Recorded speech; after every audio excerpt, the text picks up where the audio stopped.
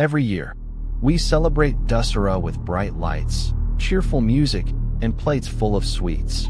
But hidden in the shadows of this celebration lies a truth that almost no one speaks about. Once upon a time, the goddess was not offered only sweets and coconuts.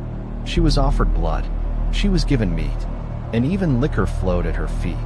Why would devotees place such things before the mother? Was it ignorance? Or a deeper truth, a secret locked away in the dark pages of history? Tonight, we open that hidden chapter, the untold face of Dussehra, the rituals that were never meant for the faint-hearted. Durga, Kali, Shakti. The mother who protects is also the mother who destroys. When evil grew strong, when demons shook kingdoms, people did not pray to a gentle goddess. They prayed to fire. They called upon the storm. They worshipped rage itself. Imagine this: a battlefield covered in blood, warriors trembling in fear. And in the center, a mother with 1,000 arms, each carrying a weapon, each ready to strike. This was not the soft smile of a mother feeding her child. This was the terrifying roar of the divine that ends empires. And devotees knew. To awaken this fierce mother, flowers were not enough. Sweets could not summon her war form. Only the rawest essence of life itself could. Meat became the symbol of life force. Blood became the mark of ultimate sacrifice. And liquor became the fearless offering, a way of saying, "Mother, I fear nothing. Not death, not taboo, not even the unknown." But listen carefully. These offerings were never meant for the goddess to eat or drink. The rituals were not about feeding her. They were about transforming us. When devotees placed meat before her, it was not about indulgence. It was about giving away their strength, their survival, their very flesh, surrendered at her feet. When liquor was poured, it was not celebration. It was initiation, the breaking of hesitation, the crossing of the boundary between fear and fearlessness.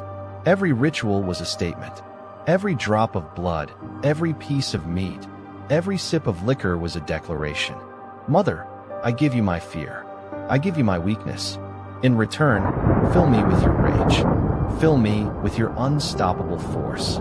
This was not indulgence. This was a contract between man and the divine mother. And then came the tantrics. For them, the goddess was not only the giver of life, but also the taker. Not just the pure, but also the impure. Not just the light, but also the darkness. So what did they do? They placed before her the things that humans fear the most. Blood, meat, liquor. It was not insult. It was the highest acceptance. The tantrics believed, if you can see the mother even in the forbidden, if you can find her even in the shadow, then fear itself has no power over you. By offering what the world rejects, they whispered, "Mother, you are not just in the sacred. You are in everything. Even in the fear I hide. Even in the darkness I avoid. And I surrender it all to you." In that moment, fear was destroyed. What remained was transformation. For the warrior going to battle, these rituals were not just belief, they were survival. Imagine a soldier trembling before war. He eats the sacrificial meat. He drinks the ritual liquor, and he feels it, her rage flowing through his veins. The fear of death breaks. The hesitation shatters. The warrior becomes more than a man. He becomes her weapon. To outsiders it looked like indulgence, but to those who understood, it was a key, a way of becoming one with her unstoppable force. So remember, the goddess was never fed these offerings. It was the devotees who were being fed. Fed with courage, with power, with fearlessness. The meat was not food. It was life force, surrendered. The liquor was not intoxication. It was the destruction of hesitation. And the blood was not cruelty. It was the symbol of ultimate sacrifice. Behind today's Dussehra, with its lights, cheers, and sweets, lies this hidden face. A face where the mother was called not with gentleness, but with raw, terrifying devotion. This is the untold side of Dussehra, the side where the mother was never just worshipped. She was awakened, through blood, through meat, through liquor, not as indulgence, but as keys. Keys to summon the goddess in her darkest, most unstoppable form. And you may think, these rituals are long gone, that they only lived in the past. But even today, In hidden corners of India, these offerings are still made. In some Shakti temples, on certain nights of Dussehra, the smell of liquor fills the air. The sacrifice of animals is still carried out. The ancient codes are still alive. For most, Dussehra is a festival of joy. But for a few, it is still the night, where the goddess is called in her fiercest, most terrifying form. So what do you think? Is this the dark truth of Dussehra?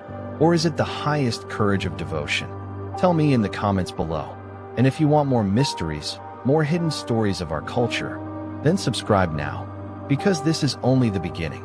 Every week, we uncover the secrets that were never told, the mysteries that live in the shadows of history. This is Mythica Tales, and together, we will open the doors of the unknown.